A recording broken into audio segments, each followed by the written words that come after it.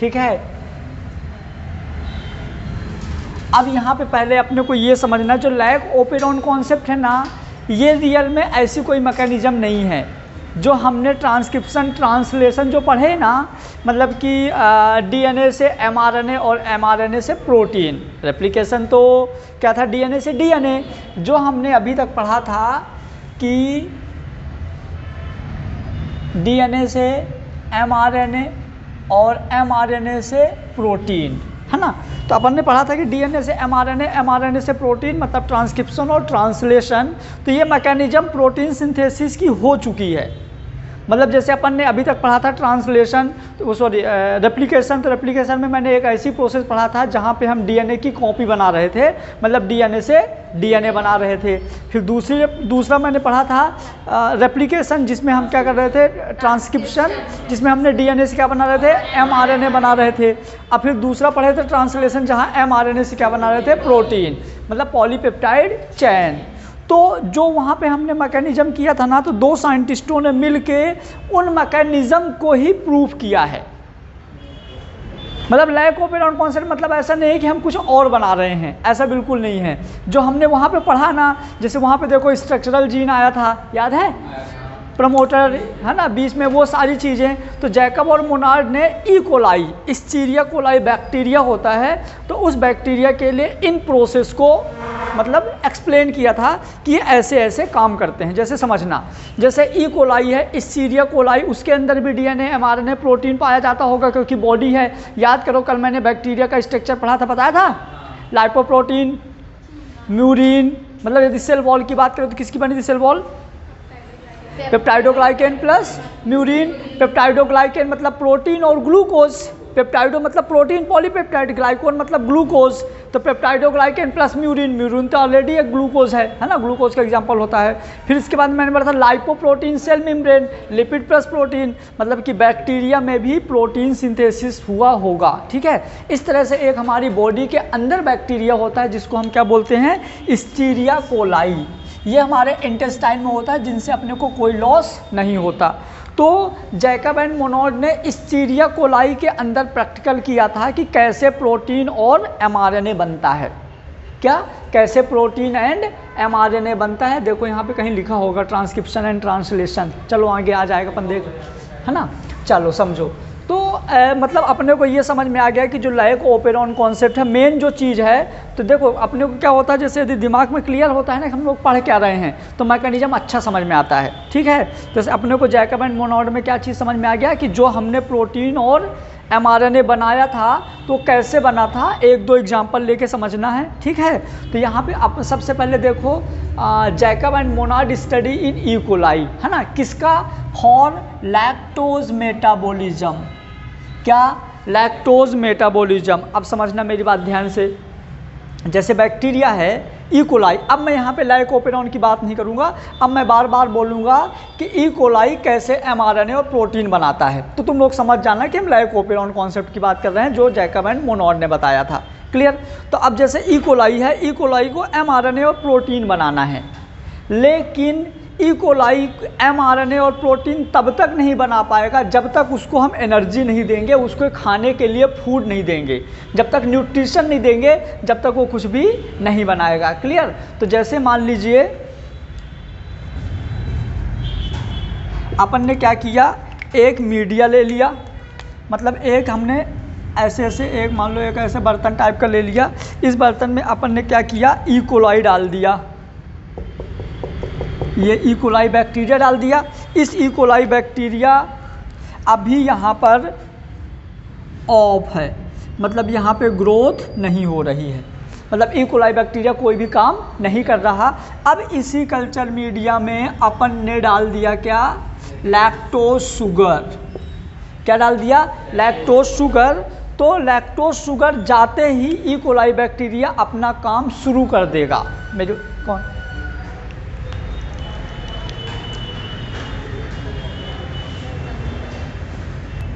देखो मैं क्या बोला, यहाँ पे जो लैक्टोज जो ई कोलाई था तो एमआरएनए प्रोटीन नहीं बना रहा था, है ना। जैसे हमने इसमें लैक्टोज शुगर दिया तो लैक्टोज शुगर डालते ही ये हमारा जो ई कोलाई था उसकी प्रोसेस स्टार्ट हो गई, मतलब कि mRNA और प्रोटीन बनाने लग गया। ठीक है, तो अपने को सिर्फ जो लैक ओपेरॉन कॉन्सेप्ट में जो हम सिर्फ पढ़ेंगे सिर्फ इतनी सी मैकेनिज्म है कि ये यहाँ पे काम नहीं कर रहा था, मतलब कि ऑफ था। इसका मैकेनिज्म क्या थी? ऑफ थी। जैसे आपने लैक्टोज शुगर डाला तो इसकी मैकेनिज्म ऑन हो गई, बस इतना ही है पूरा। अब वो कैसे ऑन हुई, उसके पास कौन सा जीन था, कौन सा प्रोटीन था, कौन सा डीएनए था, कौन सा एमआरएनए था, क्या क्या चीज़ें थी, कैसे ऑन हुआ, हमको सिर्फ उतना ये सारी चीज़ें पढ़ना है।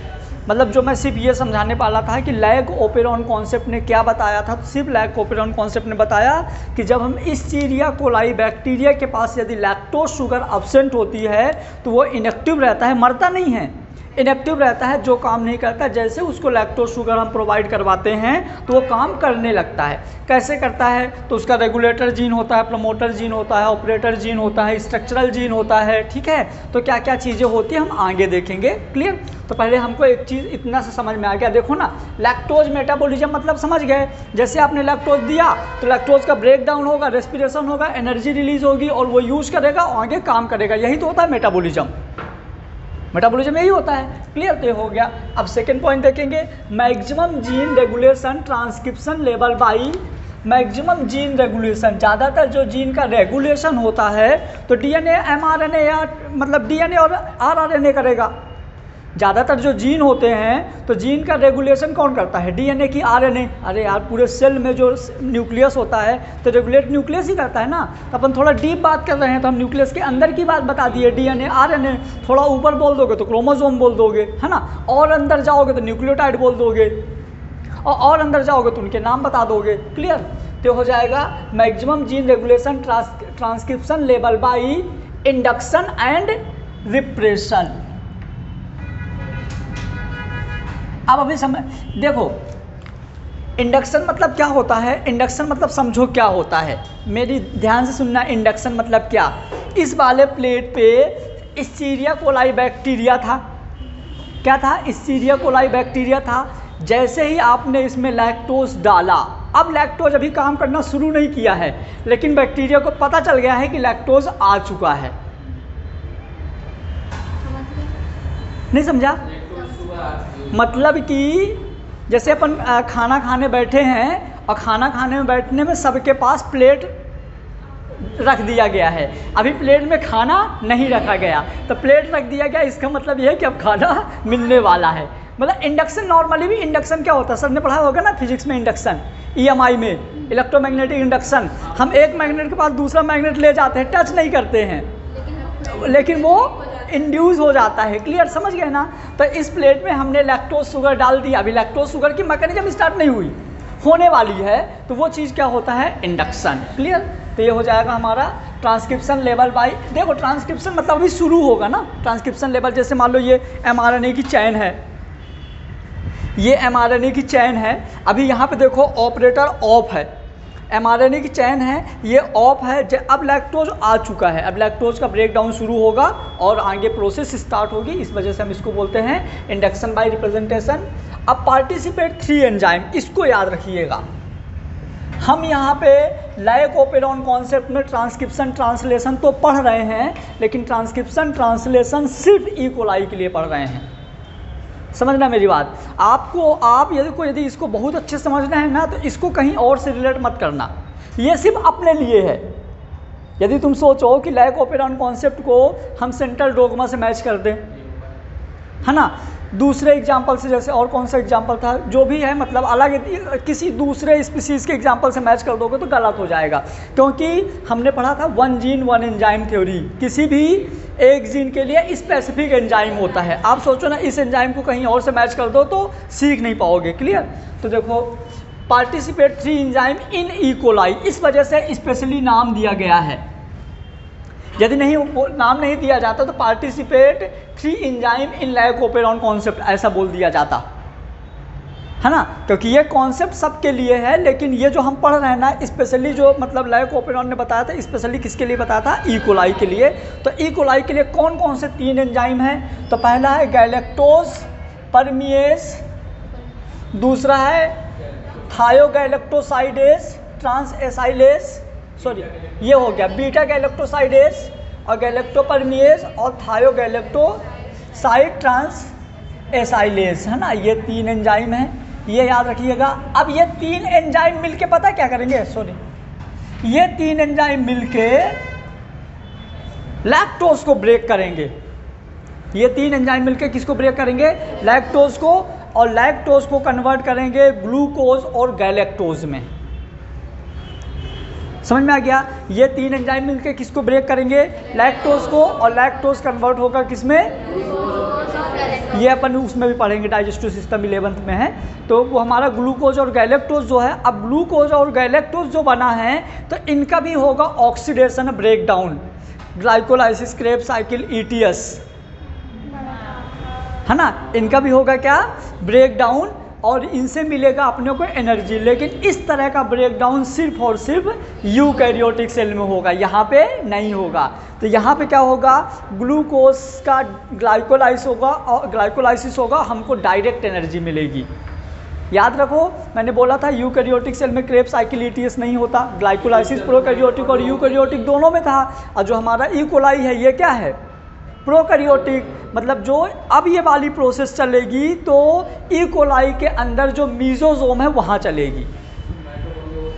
याद आया, पिछले क्लास में बैक्टीरिया पढ़ाए थे, है ना। तो बैक्टीरिया जैसे तुम लोग जान लो, जैसे यूकैरियोटिक सेल में एनर्जी वाली सारी चीज़ें माइटोकॉन्ड्रिया के अंदर होता है, तो प्रोकैरियोटिक सेल में एनर्जी वाली सारी चीज़ें मीजोजोम के अंदर होता है। और जो मीजोजोम होता है वो जितने बैक्टीरिया हैं सबके सारे के सारे बैक्टीरिया के अंदर माइटोकॉन्ड्रिया की जगह कौन होता है, मीजोजोम। क्लियर। और एक चीज़ याद रखना कि जो मीजोजोम मतलब जो बैक्टीरिया होता है उसमें अब जब आप बहुत ज़्यादा ग्लूकोज दोगे ना तब आपको थोड़ी सी एनर्जी मिलती है। नॉर्मली जैसे मतलब यदि हम बात करें प्रोकैरियोटिक में तो एक प्रोसेस में मिलती है 2 ATP, और यूकैरियोटिक में एक प्रोसेस में मिलती है 36 ATP। समझ में आया। तो हम यहाँ पे मीडिया एनर्जी बहुत ज़्यादा देंगे लेकिन हमारा ई कोलाई कम काम करेगा। रीजन समझ में आया, क्यों कम काम करेगा, क्यों कम काम करेगा, क्योंकि उसकी एनर्जी कम मिल रही है। तो हमको एक चीज़ और समझ में आ गया, देखो मैंने क्या बोला था कि लैक्टोज जो है तो ई कोलाई के अंदर mRNA या प्रोटीन की प्रोसेस शुरू करवाएगा, जिसके लिए हमको क्या चाहिए, एनर्जी। और एनर्जी के लिए जैसे हम लोग खाना खाते हैं तो क्या हमको डायरेक्ट एनर्जी मिलता है, खाना खाने के बाद पहले उसका डाइजेशन होता है, फिर एब्जॉर्प्शन होता है, फिर ग्लाइकोलाइसिस क्रेब्स साइकिल ETS होता है, तब जाके एनर्जी मिलती है।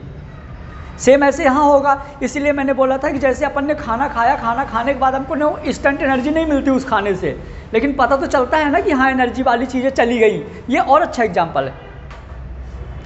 जैसे अपन जब खाना खाते हैं तो जैसे अपन खाना पेट के अंदर गया तो अपने को ये लगता है कि हाँ एनर्जी मिलने वाली चीज़ अपने को आ गई है, लेकिन इंस्टेंट एनर्जी नहीं मिलती। ऐसे हमने यहाँ पे लैक्टोज डाला था, लैक्टोज डालने के बाद अपने को पता तो चल गया, उसको इंड्यूस तो हो गया है कि यार अपने को एनर्जी मिलेगी, लेकिन अभी मिली नहीं है। आगे प्रोसेस होगी तो मिलेगी। आगे क्या प्रोसेस होगी, एनर्जी मिलेगी और फिर mRNA और मतलब RNA कैसे एंजाइम काम करेंगे वो आगे देखेंगे। क्लियर। तो हो गया 3 एंजाइम, बीटा गैलेक्टोसाइडेज। देखो बीटा गैलेक्टोसाइडेज तुम लोगों को यदि याद होगा, जब मैंने उसमें पढ़ा रहा था तुम लोगों को ग्लाइकोलाइसिस, तो मैंने बोला था बैक्टीरिया के लिए बीटा ऑक्सीडेशन होता है, याद है बीटा ऑक्सीडेशन। तो ये हो गया हमारा देखो बीटा गैलेक्टोसाइडेज, क्योंकि ये ग्लाइकोलाइसिस क्रेब्स साइकिल वाली स्टेप नहीं रहेंगी, इनको तो मैं रिलेट करने के लिए बोल दिया हूँ। यहाँ क्या होगा, बीटा गैलेक्टोसाइडेज, गैलेक्टोज परमिएज। गैलेक्टोज परमिएज पता क्यों है, लैक्टोज जब टूटा है ना ग्लूकोज और मतलब गैलेक्टोज के अंदर, तो पहले ग्लूकोज कहाँ था, सेल के बाहर रहा होगा, एक्स्ट्रा सेलुलर स्पेस में। हेलो, ये सेल है, जब भी आपने यहाँ लैक्टोज डाला पहले लैक्टोज यहाँ रहा होगा, ठीक है, फिर लैक्टोज माइटोकॉन्ड्रिया के अंदर आया होगा ग्लूकोज और गैलेक्टोज में। तो परमिएज एंजाइम हमको चाहिए, क्योंकि बाहर का एक्स्ट्रा सेलुलर जो वाला है, जो बाहर ग्लूकोज है, आप उसको अंदर कैसे लाओगे। वहाँ तो हम ला रहे थे लिंक रिएक्शन से, वहाँ किससे ला रहे थे, link reaction, acetyl choline enzyme. यहाँ हम बाहर के ग्लूकोज को, बाहर के जो ग्लूकोज गैलेक्टोज है इसके अंदर जब लाएंगे तो हमको एंजाइम की जरूरत पड़ेगी परमिएज, है ना। परमेबिलिटी उसको बढ़ा देगा, बाहर के ग्लूकोज को सेल के अंदर ले आएगा, ई कोलाई के अंदर ले आएगा। फिर थायोगैलेक्टोसाइडेज, एक ही सेल होगा। जैसे अपन जब खाएगा, जैसे मान लो उसने खाया प्रोकैरियोटिक, अब प्रोकैरियोटिक एक सुन तो लो जैसे प्रोकैरियोटिक सेल है, अब यहाँ पे सेल वॉल था, सेल मेम्ब्रेन था सेल वॉल, यहाँ सेल मेम्ब्रेन था, इस स्पेस को तुम क्या बोलोगे? दोनों के बीच में जो है पेरीफेरल, अरे पेरीफेरल पेरीफेरल जो भी होगा है ना, पेरीफेरल माइटोकॉन्ड्रियल स्पेस तो हो जाएगा पेरीफेरल मेसोसोम का स्पेस। मतलब सेल वॉल और सेल मेम्ब्रेन के बीच में गैप है कि नहीं है? तो बाहर से जब सेल के अंदर एंट्री करेगा तो कैसे, जैसे मान लो मीडिया है, मीडिया में हमने ग्लूकोज डाला, तो ग्लूकोज उस मीडिया के मतलब उस सेल के बाहर से जब सेल के अंदर जाएगा, जैसे अपन लैक्टोज डाल रहे हैं तो डायरेक्ट ई कोलाई पकड़ के ई कोलाई के अंदर तो नहीं डाल पाएंगे ना, तभी तो हम मीडिया लिए हैं कि उस मीडिया के अंदर जाएगा। तो जब जाने के लिए अंदर काम आएगा क्या? गैलेक्टोज परमिएज। अब देखो थायोगैलेक्टोसाइडेज ट्रांस एसेटाइलेज, मतलब कि जो हमारा ग्लूकोज और गैलेक्टोज था, ये कैसे बना था ग्लूकोज और गैलेक्टोज? बताओ कोई? लैक्टोज ब्रेक डाउन से। तो जो ग्लूकोज और गैलेक्टोज है तो ये वाला एंजाइम उनका फाइनल ब्रेक डाउन करके क्या कर देगा? एटीपी रिलीज करवा देगा। क्लियर? समझ गए ना? तो यहाँ पे तुमको जो मैंने बताया ना कहानी, ये कोई कहानी नहीं है, बस यहाँ पे ये है कि जो हमारा लैक्टोज है उसके प्रोसेस को ऑन करवा देता है। कैसे ऑन करवाता है? इन 3 एंजाइम के हेल्प से। अब देखो फॉर 3 एंजाइम यूज 3 जीन, समझ में आया? 1 जीन 1 एंजाइम थ्योरी क्या था? एक जीन एक एंजाइम के लिए काम करता है, तो क्या लिखा वहाँ पे? 3 एंजाइम यूज 3 जीन, 3 एंजाइम के लिए 3 जीन है। क्लियर? तो ये हो जाएगा पहला सिस्टोन जेड, सिस्टोन बाई, सिस्टोन ए। जो सिस्टोन टर्म है वो जीन का एक टुकड़ा है। Cistron is a part of gene, समझ गए? जो हम सिस्टोन बोल रहे हैं तो सिस्टोन ये रियल में मतलब जो लंबा जीएनए होता है, जीएनए का एक छोटा टुकड़ा होता है। ये पूरा हमारा जीन है, ये पूरा जीन है, इस जीन का एक छोटा सा टुकड़ा जेड बाई ए क्या होता है? सिस्टोन। क्लियर? तो सिस्टोन जेड, सिस्टोन बाई, सिस्टोन या ए, इनका सीक्वेंस याद रखिएगा, है ना? बाई जेड ए, मतलब कि जो लास्ट में है वो पहले ऐसे रिलेट कर सकते हो, तो लास्ट में जेड है, फिर बाई, फिर ए, तो ऐसे याद कर रख लेना, है ना? सिस्टोन जेड, सिस्टोन बाई, सिस्टोन ए। फिर देखो पार्ट ऑफ, समझ में आ गया ना ये 1 जीन 1 एंजाइम थ्योरी? मतलब कि लैक्टोज का कंप्लीट ब्रेकडाउन के लिए 3 एंजाइम चाहिए होता है, और 3 एंजाइम काम कर सकें उनके लिए 3 जीन चाहिए होते हैं, और जीन का नाम हम क्या बोलते हैं? सिस्टोन, है ना? जेड बाई और ए। क्लियर? अब आ जाइए part of DNA control the 3 gene. जो पार्ट ऑफ डीएनए है, जो डीएनए का पार्ट है वही जीन को कंट्रोल करता है, क्योंकि डीएनए का काम ही है, डीएनए का काम क्या होता है? मैसेज देना कि कौन कैसे काम करे, है ना? तो part of DNA control 3 gene is called control gene. ये पूछा जा चुका है पहले AIPMT में, बहुत पुराना था, अब नहीं पूछा जाएगा, पहले पूछा जा चुका है कंट्रोल जीन, तो अपने को पता ही है, ठीक है? लेकिन वहाँ पे सिर्फ इसमें अच्छा क्वेश्चन क्यों बन गया था? क्योंकि control part DNA control by 3 gene, RNA control by 3 gene, both और नन, इस वजह से क्वेश्चन अच्छा हो गया था। यहाँ कन्फ्यूज हो जाता है ना डीएनए और आरएनए में, तो याद रखिएगा DNA control 3 gene is called control gene. अब देखो जो कंट्रोल जीन होते हैं कितने टाइप के हैं? कंट्रोल जीन मतलब समझना क्या बात? पूरी की पूरी मैकेनिज्म को जो कंट्रोल करेगा। कंट्रोल जीन मतलब कि पूरी की पूरी मैकेनिज्म को जो कंट्रोल करेगा। अब कैसे कंट्रोल करेगा वो देखेंगे। जैसे अपन यदि कहीं की भी बात करें, किसी होटल या कहीं भी जाओ, तो होटल का जो कंट्रोल होता है वो मालिक के हाथ में रहता है, लेकिन उसके अंदर अलग अलग लोग काम करते हैं ऐसे। तो पूरे के पूरे एक साथ जीन को हम क्या बोलेंगे? Control gene. अब उसके अंदर क्या होगा? Regulator, promoter, operator. Regulator gene, promoter gene, operator gene, ये तीनों कौन से हैं? Control gene. Regulator gene, promoter gene, operator gene, तीनों के तीनों जीन कौन से हैं? अब यहाँ पे देखो मैंने आरएनए पॉलीमरेज लिखा हूँ, आरएनए पॉलीमरेज सेकेंड नहीं लिखा, कौन बताएगा? कौन बताएगा? मैं यहाँ पे आरएनए पॉलीमरेज लिखा हूँ, आरएनए पॉलीमरेज सेकेंड नहीं लिखा। सिमरा आप बताइए ऐसा क्यों? मेरे से गलती से मिस्टेक नहीं हुआ? तुमको पता है? तुमको पता है? बोलो, रुक जाओ, तुम नहीं पता? तुमको पता है? तुमको पता है? तुमको पता है, तुमको पता है, तुमको पता है, तुमको पता है, क्यों नहीं पता? तुम मुर्गा बन जाओ। क्यों नहीं पता भाई? हाँ बोलो। Very good. अरे यार तुम लोग भाई क्या है कब से बोल रहा हूँ E coli prokaryotic, E coli prokaryotic, नहीं बोला? कितनी बार बोला हूँ कि जो प्रोकैरियोटिक जीन होता है, प्रोकैरियोटिक में जो मैकेनिज्म होगी आरएनए आएगा, यूकैरियोटिक में आरएनए पॉलीमरेज सेकंड आएगा। और सेकंड क्यों आएगा? क्योंकि सिंथेसिस द एमआरएनए, है ना? काहे भूलते हो? अच्छा चेक कर रहे थे क्या तुम लोग? समझना, regulator gene, promoter gene, structural gene, अपने को याद रखना है। रेगुलेटर जीन ये बहुत कंफ्यूज करेगा, इसलिए मैं बार बार रिपीट कर रहा हूँ। Regulator gene, promoter gene, operator gene, ये तीनों एक टाइप के कंट्रोलर जीन हैं। कौन से हैं? कंट्रोल जीन हैं। अब सुनना इनके साथ क्या होगा। इन जीन के साथ, अब इन जीन में हम किसी एक जगह पे लैक्टोज शुगर को अटैच करेंगे। ये तीन जीन का मतलब ये एक पूरा जीन है, इसमें तीन पार्ट डिवाइड हैं, regulator, operator, regulator, promoter, operator, regulator, promoter, operator. अब यहाँ से देखो, हम किसी एक जगह पे रेगुलेटर पे हम क्या करेंगे? लैक्टोज शुगर को जोड़ेंगे। अब लैक्टोज शुगर किस फॉर्म में जुड़ेगा? Glucose, galactose. अब हम इसकी बात नहीं करेंगे, हमने पहले बता दिया हूँ। डायरेक्ट नाम क्या लेंगे हम? यहाँ पे लैक्टोज शुगर अटैच करेंगे। लैक्टोज शुगर को जैसे अटैच करेंगे तो लैक्टोज शुगर क्या करेगा?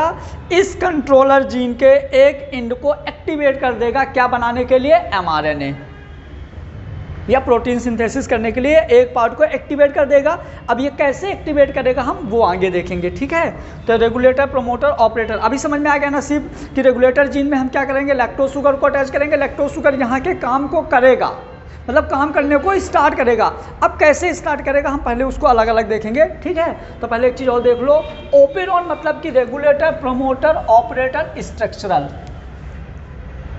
Regulator, promoter, operator, structural gene. Structural gene यहाँ पे देखो एक्स्ट्रा आ चुका है।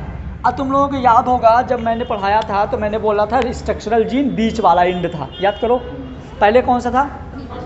इनिशिएशन, फिर स्ट्रक्चरल, फिर टर्मिनेटर, याद है? तो जो अपना स्ट्रक्चरल जीन था, जो बीच वाला टुकड़ा था, वो क्या कर रहा था? स्पेस दे रहा था ना, स्पेस आगे की, मतलब वो बनता जाए, जिससे बहुत सारे बनते जाए, चैन बनती जाए, इसलिए जगह दे रहा था। मतलब कि यदि हम बात करें कि जो हमारी चैन बनी थी वो रियल में स्ट्रक्चरल जीन ही थी। क्यों? क्योंकि इनिशिएशन से तो स्टार्ट हुआ था, फिर स्ट्रक्चरल जीन उसको मतलब न्यूक्लियोटाइड दे रहा था वो। अब उसी के न्यूक्लियोटाइड थे जो जुड़ के आगे बन रहे थे, तो वो हमारा मेन स्ट्रक्चरल जीन था, क्लियर? लेकिन वो ऐसा रहता है ना, काम वो किया लेकिन उसका नाम हुआ नहीं, या तो इनिशिएशन का नाम हो रहा है या टर्मिनेटर का नाम हो रहा है, लेकिन काम बेचारा तो बीच वाला कर रहा है ना? तो याद रखिएगा स्ट्रक्चरल जीन ये भी बहुत, ये अभी अभी आ चुका है, बहुत टाइम नहीं हुआ, अभी अभी आया एम्स में 1-2 साल के अंदर। क्योंकि मैंने जब एलन की बुकलेट देख रहे थे तो हमको मिला था ये वाला। अपन नॉर्मली ओपेरॉन में ना इसको छोड़ देते हैं। जब आपको पूछा जाएगा ओपेरॉन, तो ओपेरॉन में हम लोग स्ट्रक्चरल जीन को छोड़ देते हैं, क्योंकि हम जहाँ जहाँ भी पढ़ेंगे यही तीनों पढ़ते हैं। तो याद रखिए, जो हमारा कंट्रोलर जीन होता है ना, कंट्रोल जीन, तो उसको बाद में नाम दिया गया भाई, पहले तो स्ट्रक्चरल जीन ही था। स्टार्टिंग में तो जीन था, जीन के बाद अब जैसे मान लो ये पूरा जीन है, सुनो, ये हमारा पूरा जीन है। इस जीन से ट्रांसक्रिप्शन स्टार्ट हुआ तो हम इनिशिएशन पार्ट बोल दिए, यहाँ ख़त्म हुआ तो टर्मिनेटर पार्ट बोल दिए, और ये बीच वाला पार्ट हो गया स्ट्रक्चरल जीन। तो पहले तो जीन ही था ना। अब स्ट्रक्चरल जीन में क्या किया तुम लोगों ने? जहाँ से स्टार्ट हुआ उसको बोल दिए रेगुलेटर, बाद वाला प्रमोटर, लास्ट वाला ऑपरेटर, जो बचा स्ट्रक्चरल। समझ में आ गया ना? ऐसे तो मतलब है तो जीन ही। तो ये भी याद रखना अपने को। ओपेरॉन मतलब जो साइंटिस्ट थे उन्होंने ये 4 जीनों को अपने नाम से दिया था। कौन कौन से एक बार बोलो? रेगुलेटर, क्लियर हुआ? अब आ जाइए फिर हम देख ले, थोड़ा थोड़ा डेफिनेशन देख ले, एक एक लाइन तीनों का। तो पहले स्ट्रक्चरल जीन देखो, part of DNA, role in protein synthesis, coding by the primary part of polypeptide chain. क्योंकि आप तुम लोग यदि याद कर लो तो ये वाला हमारा वो इनिशिएशन था, टर्मिनेटर था, लेकिन जो पहली चेन बनी थी वो स्ट्रक्चरल का स्टार्टिंग वाला पार्ट था। जहाँ से पहला बनना शुरू हुआ था तो क्या था? मतलब पॉलीपेप्टाइड चेन का जो पहला बना था वो स्ट्रक्चरल का पहला पार्ट था, है ना? मतलब ऐसे ऐसे ऐसे बने थे, याद आ रहा है कुछ, है ना? तो यदि ये फर्स्ट है मतलब ये स्ट्रक्चरल का स्टार्टिंग वाला पार्ट है। देखो part of DNA role in protein synthesis, इतना तो अपने को पता ही है, इतना तो पता था, ठीक है। तो coding and primary part of polypeptide chain, है ना, primary part of polypeptide chain, ये हमारी जो पूरी चेन बन रही है इसका प्राइमरी पार्ट होता है क्या, स्ट्रक्चरल जीन, है ना। उसके बाद आ जाइए regulator gene, it is a special type of gene. मैंने बोला था ना ये तीनों जो हैं स्ट्रक्चरल जीन के ही पार्ट हैं। तो it is a special type of gene work like repressor and material attach to operator gene. कहाँ गया, ये देखो जो हमारा ये होता है रेगुलेटर जीन होता है। अब रेगुलेटर जीन को हम मटेरियल क्यों बोल दिए पता है, रेगुलेटर जीन को हम कोई स्पेशल टाइप का मटेरियल क्यों बोल दिए, क्योंकि ये रियल में स्ट्रक्चरल जीन है। अब हम यहाँ पे देखेंगे रेगुलेटर जीन में कि ऐसा कुछ मटेरियल होना चाहिए जो लैक्टोज को एक्सेप्ट करे। यहाँ ऐसा कोई मटेरियल होना चाहिए जो लैक्टोज को एक्सेप्ट करे, क्योंकि पता है क्या होता है, जैसे मान लो ये पूरा का पूरा कंट्रोल जीन है, क्या है, पूरा का पूरा कंट्रोल जीन है। अब कंट्रोल जीन में जब आप लैक्टोज डालोगे, अब जीन की लेंथ तो फिक्स है नहीं ना, नंबर ऑफ जीन फिक्स हैं। तो जब आप इसमें, क्योंकि प्रोकैरियोटिक में भी एक से ज़्यादा जीन होते हैं, याद होगा तो 10 एमिनो एसिड थे, याद है, प्रिन्बोबॉक्स, प्रिब्नो, याद है, TA जो भी था, तो वहाँ मतलब डीएनए बहुत सारे थे। तो जैसे अपन ने लैक्टोज डाला ना, तो मान लो लैक्टोज यहाँ इतने छोड़ के यहाँ अटैच हुआ, तो ये हो जाएगा हमारा फिर रेगुलेटर, इसके बाद प्रमोटर, फिर ऑपरेटर, फिर ये वाला पार्ट अपने आप टूट के बाहर निकल जाएगा। वो हम आगे मैकेनिज्म पढ़ेंगे, लाइगेज, गाइरेज, एंजाइम जब आएंगे वो आगे हम बोलेंगे, अभी हम नाम नहीं ले रहे किस वजह से, नहीं तो कंफ्यूज जाओगे। तो जहाँ से ये लैक्टोज स्टार्ट होगा, जुड़ना जहाँ स्टार्ट होगा वो क्या हो जाएगा, रेगुलेटर जीन। तो आप देखिए it is the special type of gene work like repressor this material attach to operator gene. समझ में आया, दिस मटेरियल अटैच टू ना ऑपरेटर जीन। अब ये अभी आगे एक और डायग्राम पढ़ेंगे तो हम बताएंगे ये क्या होता है रेगुलेटर जीन। जैसे मान लो कि बैक्टीरिया ने अब प्रोटीन सिंथेसिस स्टार्ट कर दिया, एक टाइम बाद जब लैक्टोज ख़त्म हो जाएगा, अब वो प्रोटीन सिंथेसिस कंटिन्यू बनाती रहेगी ना, तो अपने आप खुद फैगोसाइटिक हो जाएगी और अपने आप मर जाएगी। समझना मेरी बात। अब ना जैसे मान लो ई कोलाई ने प्रोटीन बनाना शुरू कर दिया, मनीष क्या कर रहे हो, ई कोलाई ने क्या किया, प्रोटीन बनाना शुरू कर दिया। अब ई कोलाई को प्रोटीन बनाने के लिए एनर्जी चाहिए, है ना। अब बैक्टीरिया के पास तो दिमाग है नहीं, उसको जैसे लैक्टोज मिला उसने प्रोसेस शुरू कर दिया। प्रोसेस शुरू करने के बाद वो क्या हुआ, एक टाइम बाद जो उसको तुमने लैक्टोज दिया था वो ख़त्म हो गया। क्योंकि याद करो मैंने बोला था जब हम इसको बहुत सारा लैक्टोज देते हैं, बहुत सारा ग्लूकोज देते हैं तो कम एनर्जी निकलती है, बोला था ना अभी। तो जैसा उसका ख़त्म हो गया ना लैक्टोज, और यदि आपने उसको इनहिबिटर टाइप का कुछ नहीं दिया, रेगुलेटर जीन नहीं दिया, मतलब रेगुलेटर जीन यदि नहीं है तो प्रोसेस कंटिन्यू चलती रहेगी, वो खुद की फैगोसाइटोसिस कर लेगा। क्योंकि उसकी बॉडी किस चीज़ की बनी है, बैक्टीरिया की,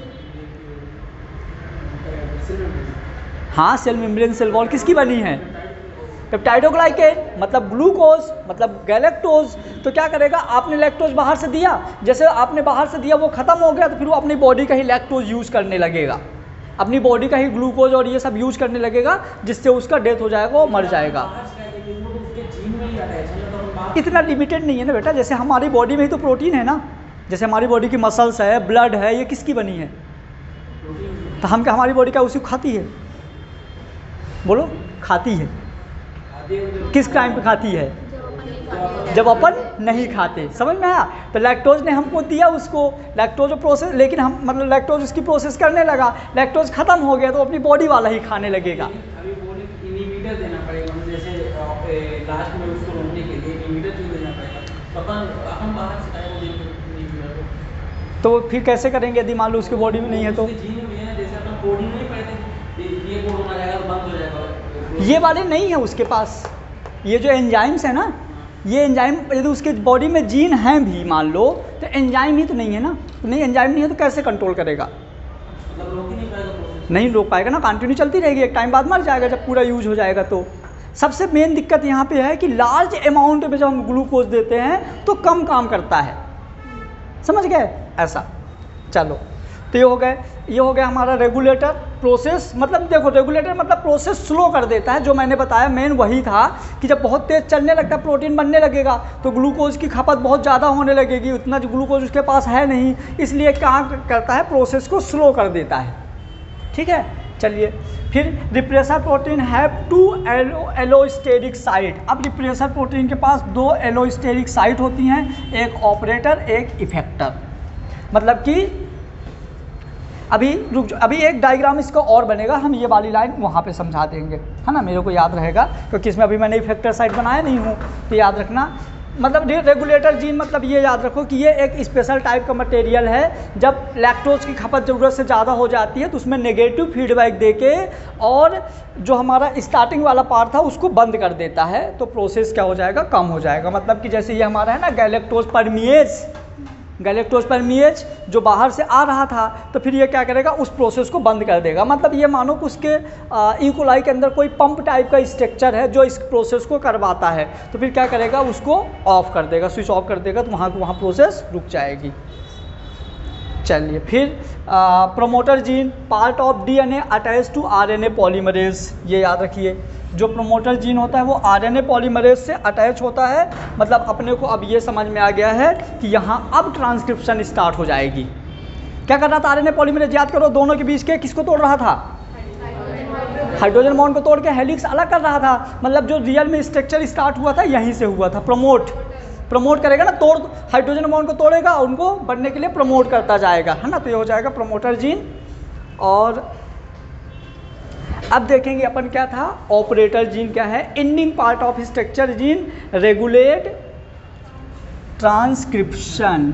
अब ये देखिएगा, जैसे अब यहाँ पे इस वाले मैकेनिज्म थोड़ा इसको समझो, ये हमारा पूरा का पूरा एक कंट्रोलर जीन है। इस कंट्रोलर जीन में regulator gene, promoter gene, operator gene और कुछ स्ट्रक्चरल जीन हैं Z/A। ये स्ट्रक्चरल जीन आगे और बढ़ते जाएंगे और हम इनको फिर बोल देंगे ABCDE और यहाँ एंजाइम अटैच करते जाएंगे। क्लियर, चलो। तो जो हमारा रेगुलेटर जीन है इसकी बॉडी में ही mRNA कहाँ से मिला है, ये हाँ, ये जो mRNA है इसको RNA लिख दो, है ना। तो ये इसकी बॉडी में था पहले इनएक्टिव फॉर्म में, हाँ ना, उसकी बॉडी में था, DNA mRNA उसकी बॉडी में रहते हैं, तो उसकी बॉडी में था पहले इनएक्टिव फॉर्म में। हमने क्या किया, इसको रिप्रेसर प्रोटीन दिया, मतलब कि अभी यहाँ पे लैक्टोज अब्सेंट है और रिप्रेसर प्रोटीन भी, ये सारी चीज़ें अभी इसके अंदर ही है, अभी काम शुरू नहीं हुआ, अभी सिर्फ ये है, कहाँ गया, ठीक है। तो जैसे अपन ये मतलब कि ये हमारा लैक्टोज शुगर अभी अब्सेंट है, यदि लैक्टोज शुगर अब्सेंट है मतलब कि जो हमारा ये था ऑपरेटर जीन को ये अभी रेगुलेट कर रहा है और इस टाइम पे ओपेरॉन प्रोसेस क्या थी, ऑफ थी। ओपेरॉन प्रोसेस क्या थी। अब हम नेक्स्ट स्टेप में क्या करेंगे पता है, इसको देंगे लैक्टोज प्रेजेंट कर देंगे तो प्रोसेस स्टार्ट हो जाएगी। अब आगे प्रोसेस कैसे स्टार्ट होगी उसका डायग्राम मैं यहाँ बना रहा हूँ, तुम लोग भी नोट कर लेना, उसको बंद कर दो, थोड़ा डायग्राम बना लो।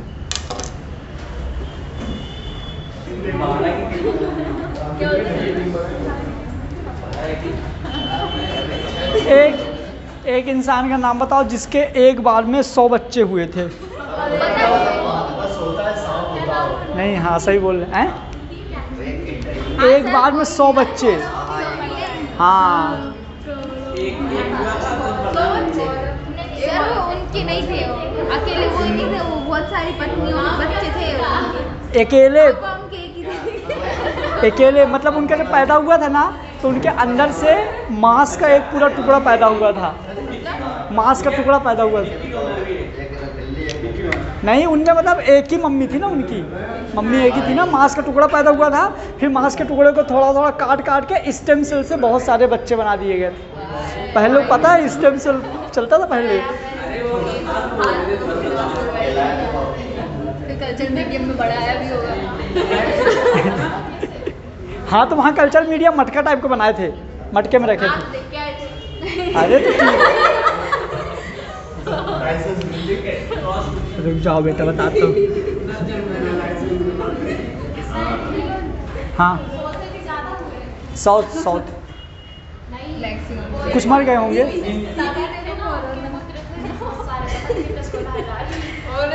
16,000 रानियाँ थी कृष्ण भगवान के। हाँ, 16,000 साल तो के साथ बच्चे नहीं है, 16,000 हैं? वो भागीरथ तो गंगा जी को लेके आए थे।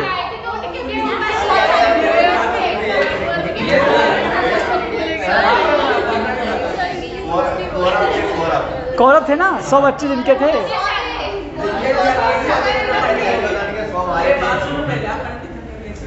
अरे चलो एक बढ़िया चीज़ बताता हूँ, सुनो, एक बढ़िया चीज़ पता है, तुम लोगों को कुछ नहीं पता, आओ है ना। देखो यहाँ देखो, अब आ जाओ इधर, टाइम हो गया, 3 बज गए ना। इधर देखो, ये हो गया। इस वाले प्रोसेस में अभी इंड्यूस हुआ है, मतलब प्रोसेस स्टार्ट नहीं हुई। इस वाले तक क्या हुआ था, इंड्यूस हुआ था, प्रोसेस स्टार्ट नहीं हुई। इस वजह से ट्रांसक्रिप्शन और ट्रांसलेशन अभी नहीं हो रहा। यदि अपन कुछ, मेरे पास ऐसा कोई मटेरियल नहीं है कि जब ट्रांसक्रिप्शन और ट्रांसलेशन स्टार्ट हो जाए तो हम प्रोसेस को बंद कर सके, तो बैक्टीरिया की डेथ हो जाएगी।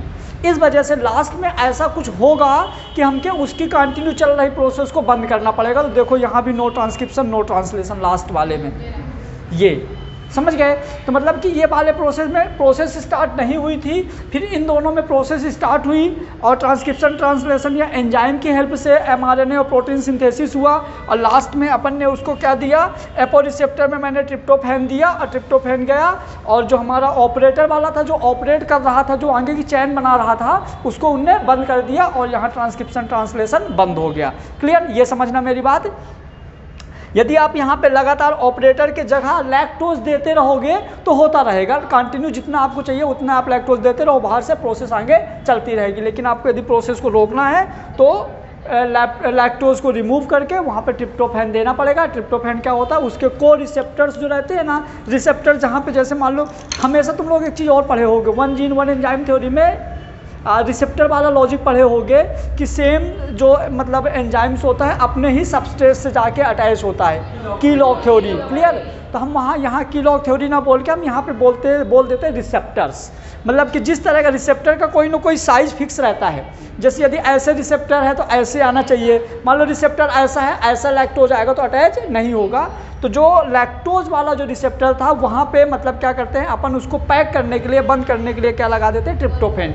अरे यार सीधी सी बात, जैसे टंकी से पानी नहीं बाहर आ रहा है, कंटिन्यू पानी बाहर आ रहा है, तो उसका जो जहाँ से पानी आ रहा है उसके वहाँ पे अपन ने क्या कर देंगे, कोई ऐसा पैक कर दे, कुछ लगा दे तो बंद हो जाएगा प्रोसेस। क्लियर, आओ अब यहाँ पे हमने ये चीज़ मैंने समझ लिया था कि अपन ने रिप्रेसर, यहाँ पे लैक्टोज अब्सेंट था, लैक्टोज अब्सेंट था तो पूरा का पूरा जो हमारा जीन है रेडी था। जीन में ये बार पूरा का पूरा जो जीन था ना, एक पूरे जीन को हमने 2 पार्ट में डिवाइड कर दिया।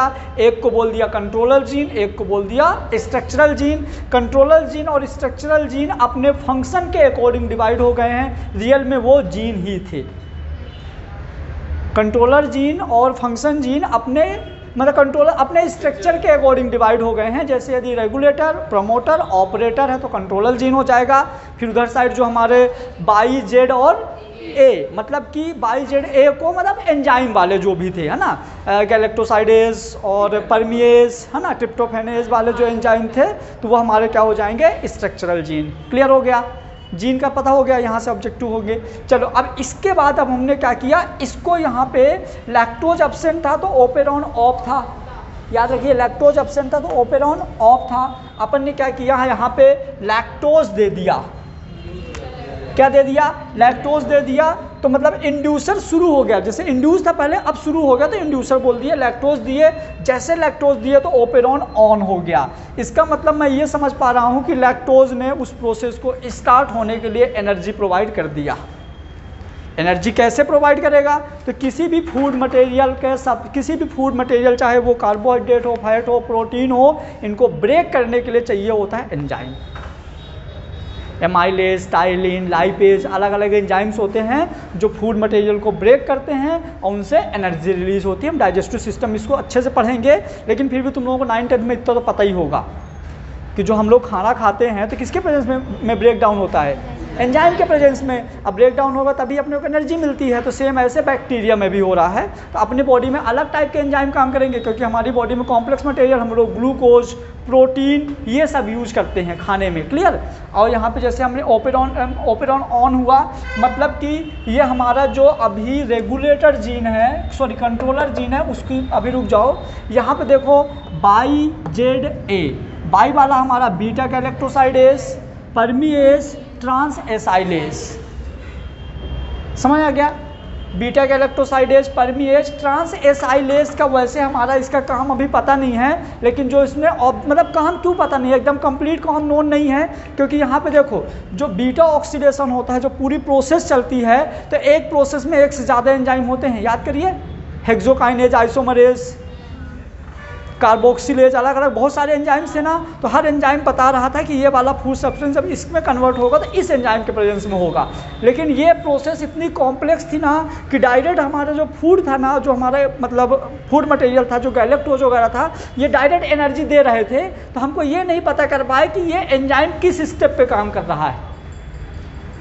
समझ में आ गया। क्योंकि बैक्टीरिया में इतना ज़्यादा बड़ी साइकिल तो थी नहीं, तो इसलिए फंक्शन आर नॉट नोन। यदि मान लो ये में आ जाता है कभी कि ये क्या काम करवाता है, तो याद रखिएगा एनर्जी मतलब फूड मटेरियल के ब्रेक डाउन के स्टेप में कहीं ना कहीं काम ये आता है। एकदम एक्यूरेट इसका काम पता नहीं है अपने को। चलो, जैसे हमने रेगुलेटर जीन को क्या दिया, लैक्टोज दिया। लैक्टोज देते ही वो काम शुरू कर देगा। जब काम शुरू करेगा तो कौन काम शुरू करेगा, उसके एंजाइम्स। तो उसके एंजाइम काम शुरू करते हैं। तो जो हमारा बीटा गैलेक्टोसाइड जेड था, मतलब जेड स्ट्रक्चरल जीन में इसने लैक्टोज को ग्लूकोज और गैलेक्टोज में कन्वर्ट कर दिया। मैंने पहले बता दिया था। जो हमारा ग्लूकोज और गैलेक्टोज जो बना है वो क्या करेगा, अब सेल वॉल सेल मेम्ब्रेन से मीजोसोम के अंदर चला जाएगा। मतलब उसके जीन मतलब जहाँ काम होगा उसके अंदर चला गया, मतलब लैक्टोज एंट्री। या तो आप इसको बोल दो ग्लूकोज गैलेक्टोज एंट्री, मतलब लैक्टोज एंट्री कर जाएगा। इसका काम अपने को पता ही नहीं है। लैक्टोज एंट्री कर दिया मतलब कि प्रोसेस चलने लगी। मतलब यहाँ पे जो हमारा mRNA वाला था वो आगे प्रोटीन सिंथेसिस में हेल्प करने लगेगा। मतलब अलग अलग एंजाइम्स आ जाएंगे, है ना। अब यहाँ पे देखो, मतलब ये मान लो कि यहाँ तक हमारा जो इसके अंदर आ गया था, अब काम शुरू हो गया है। जब काम शुरू हुआ तो देखो यहाँ पे कंट्रोलर जीन ये छोड़ दो। अब हमारे जो ये थे ZA, समझना मेरी बात ध्यान से। अब यहाँ पे थोड़ा कन्फ्यूजन होगा, लेकिन तुम लोग सुन लोगे तो मज़ा आ जाएगा। ZA ये इन एंजाइम्स के नाम थे, 3 एंजाइम और 3 जीन। ठीक है। अब आगे जब प्रोटीन बना रहे हैं तो प्रोटीन का हमारा पूरा हेलिक्स बनेगा, या mRNA का पूरा हेलिक्स बनेगा, चैन बनेगी। अब प्रोटीन जो था रियल में प्रोटीन नहीं है, प्रोटीन जो था रियल में प्रोटीन नहीं है, वो अमीनो एसिड का सीक्वेंस है। इसका और अच्छे से बोल दो कि मतलब अमीनो एसिड की चैन मतलब पॉलीपेप्टाइड।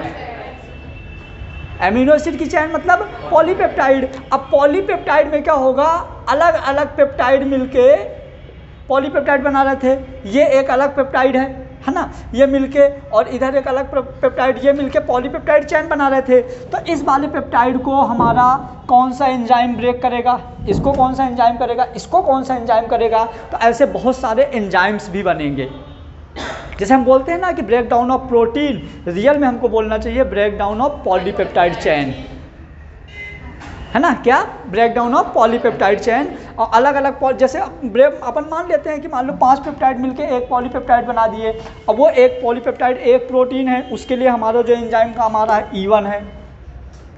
दूसरा जो पॉलीपेप्टाइड है उसके लिए जो काम आ रहा है वो E2 है। तीसरे वाले के लिए E3 है। इस तरह से बहुत सारे एंजाइम्स बनते जाएंगे। हमने 5 तक लिया है, जितनी ज़रूरत होगी मतलब जितने तक लैक्टोज होगा, जितनी ज़रूरत होगी मतलब जितने तक लैक्टोज होगा उतने हमने बना लिया। तो E1 E2 E3 आप मतलब इसकी नंबरिंग आप कुछ भी कर सकते हो। यहाँ पे लिख दो PQRST, जो भी लिखना नंबरिंग दे दो, 1 2 3 4, ऐसा कुछ नहीं है। A1 A2 A3 A4 A4 मतलब जो आपको देना हो आप नंबरिंग यहाँ पे दे दो, उतने सारे एंजाइम्स बनते जाएंगे। अब मान लो E5 तक के बाद ई कोलाई की कैपेसिटी ख़त्म हो गई। अब E5 के बाद ई कोलाई को नहीं चाहिए, जितना था वो E5 तक था। तो अब अपन क्या करेंगे, यहाँ पे अब दे देंगे अपन जो रेगुलेटर वाला था, हम इसको दे देंगे क्या, ट्रिप्टोफैन। क्या दे देंगे उसको, और ट्रिप्टोफैन तभी देंगे जब लैक्टोज ख़त्म हो चुका होगा, मतलब जब इसके जितने एंजाइम की ज़रूरत थी उतने, जैसे हमको पता है 5 एंजाइम के लिए 20 मिलीग्राम लैक्टोज चाहिए था, हमको पता था 5 एंजाइम बनाने के लिए 20 मिलीग्राम चाहिए था, तो हमने दे दिया, पहले लैक्टोज दे दिया 5 मिलीग्राम और 20 मिलीग्राम लैक्टोज दे दिया। जैसे 5 एंजाइम मतलब अब जैसे वो 5 एंजाइम बने होंगे ना, तो हम खुद कॉमन सेंस लगाएंगे कि अब हमारा लैक्टोज ख़त्म हो गया होगा, क्योंकि हमने दिए उतने क्वांटिटी में था। तो अब हम वहाँ पे क्या डाल देंगे, ट्रिप्टोफैन। यदि ट्रिप्टोफैन नहीं डालेंगे तो एंजाइम तो कंटिन्यू बनता रहेगा, तो फिर कौन सा वाला यूज करने लगेगा, उसकी जो खुद का, तो डैमेज हो जाएगा। इस वजह से इसको ध्यान रखेंगे, जैसे 5 बने हमने क्या डाल दिया, ट्रिप्टोफैन। और ट्रिप्टोफैन क्या करेगा, जाएगा ऑपरेटर साइड पे और ऑपरेटर जीन को एंजाइम बनाने के लिए रोक देगा।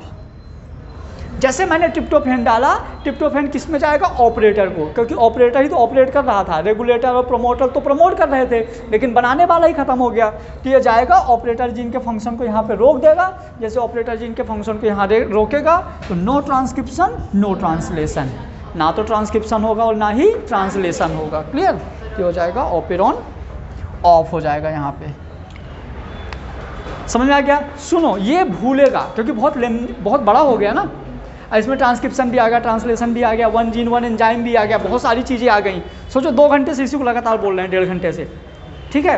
तो इसको घर जाना और रिपीट करना, एक बार बुक की थ्योरी पढ़ना, एक बार इसको देखना, एक बार 1-2 लोगों को समझा देना। मतलब तुम लोग सोचो एक बार में या दिमाग में बैठ जाएगा तो दिक्कत है, एक बार में नहीं बैठेगा। 2-4 बार खुद पढ़ोगे, 2-4 बार लोगों को समझा दोगे तो बढ़िया बैठ जाएगा।